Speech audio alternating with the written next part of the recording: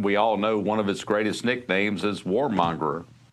And so he's been over there again, no telling what he's doing, staying at about $402,000 to $300,000 a night. That's interesting. But why is he there? Why is he being defiant, doing exactly the opposite of what President Trump's trying to do?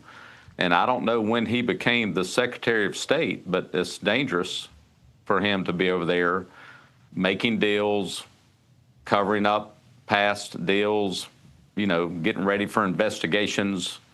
There's lots of different allegations going out there right now. The former CIA officer Larry Johnson's talked about it, that, Lindsey could be in violation of the Logan Act.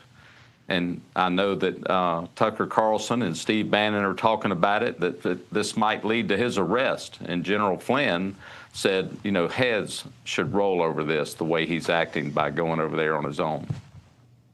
So what about your background, sir? Let's talk a little bit about you. We know we're well familiar with Lindsey Graham. A little bit too familiar, potentially, and in some people's estimation. But give me an idea, sir. What's your background? Okay. Why have you decided to jump in this race? Well, I'm a businessman. I bought my father's business back in 1985 and have grown that business with God's help at the center 35 times from when I first took it over. We had 5 employees at the time. We now have 110. We're debt-free personally and corporately in our business. It's a family business that sells appliances, electronics, bedding, and furniture in Greenville. We belong to a multi-billion-dollar buying group, and we're in the top tier of the buying group of 3,000 dealers across the country. We're in the top 80 in the Brand Builder Council within our buying group. So I'm just a businessman, similar to Donald Trump. I know common sense things. I know how to run a great business and take care of people and keep things simple and just take good care of our customers. And we've become a leader in our community. I'm an ordained deacon at our church. And back in 2019, 2020, I was asked to run for a state Senate seat due to my background in national security work that I've done with some of the top people in the world.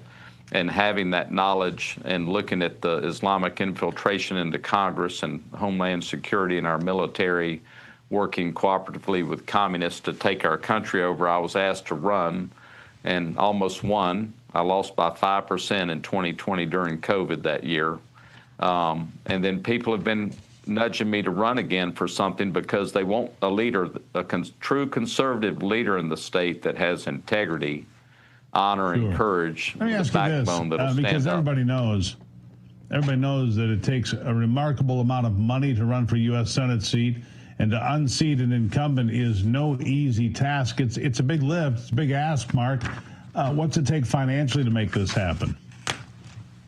Well, I don't have money coming in from out of the states to our campaign. Right. I wanted to show the president and the voters in South Carolina and the donors across the United States that I'm a viable candidate. So I put $5 million of our own money into this campaign to show people the commitment that I have, that we're a viable candidate, and I'm willing to do that to run.